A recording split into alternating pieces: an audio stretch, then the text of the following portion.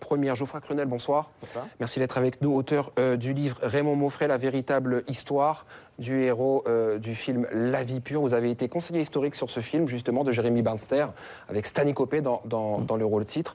Est-ce que ce film est fidèle à la vie de Raymond Mauffret? Alors ce film est une fiction inspirée de faits réels, c'est-à-dire qu'à partir des documents qu'on a pu récolter pour en faire une biographie, il y a des petites divergences par rapport à la réalité, mais qui étaient nécessaires pour le rythme du film. Donc on fait par exemple intervenir, je dis on parce que j'ai travaillé quand même en étroite collaboration avec Jérémy et Stani, on a fait intervenir par exemple des personnages secondaires qui n'existaient pas dans la réalité. On voit par exemple Raymond Mauffret rencontrer le député de la Guyane, ce qu'il n'a pas fait, etc. Ce ne sont pas des choses très importantes en réalité. Ouais. Comment vous découvrez, vous, l'histoire de Raymond Mauffret? C'est l'imaginaire de votre enfance? Alors c'est vraiment ma petite enfance, parce que j'ai découvert cette histoire à 5 ans et demi dans une bande dessinée. Je suis d'origine belge et c'était dans une bande dessinée qui s'appelle Spirou. Et l'histoire de Raymond Mauffret, surtout le mystère de sa disparition, m'ont beaucoup marqué. Et à partir de ce moment-là, j'ai commencé à récolter des informations. Je voulais d'ailleurs devenir explorateur, ce qui m'aurait posé des problèmes au niveau de mon projet professionnel. et donc j'ai commencé à récolter des informations, à m'intéresser à la Guyane. Vous avez d'ailleurs vécu en Guyane? C'est Raymond Mauffret qui vous pousse à vivre en Guyane? Tout à fait. Je suis venu à l'âge de 20 ans en Guyane.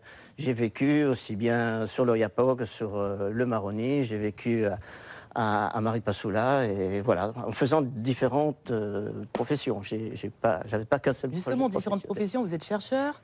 Je ne suis pas chercheur. Vous n'êtes pas chercheur, non. Scientifique? Non plus. Non plus. Je ne suis pas historien. Boulanger?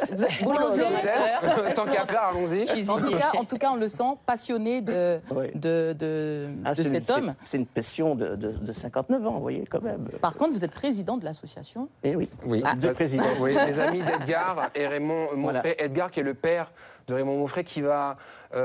combien d'expéditions il monte pour retrouver son fils sur 12 ans? Il va monter une vingtaine d'expéditions, aussi bien en Guyane qu'en Amazonie. Il ira jusqu'en dessous de l'Amazone, 12 000 kilomètres pour essayer de retrouver son fils. Il allait vraiment dans tous les endroits où on disait « j'ai vu votre fils, je suis sûr que c'est lui, allez le voir ». Je crois que c'est vous qui relancez un petit peu cette association dans les années 90. L'association a été créée en 1951. Au moment où je naissais, pour aider le père à financer ses expéditions. Patrick, Nathalie, vous connaissez Raymond Mauffret? C'est un aventurier de 23 ans qui a quitté la France pour projet de traverser la Guyane à pied et seul. Et il a disparu et on ne sait pas ce qu'il est advenu. Et ses carnets de route ont été retrouvés. Mais il n'y a pas des hypothèses sur ça? Si, bien sûr. Alors, c'est quoi l'hypothèse la plus... La réponse est dans le livre.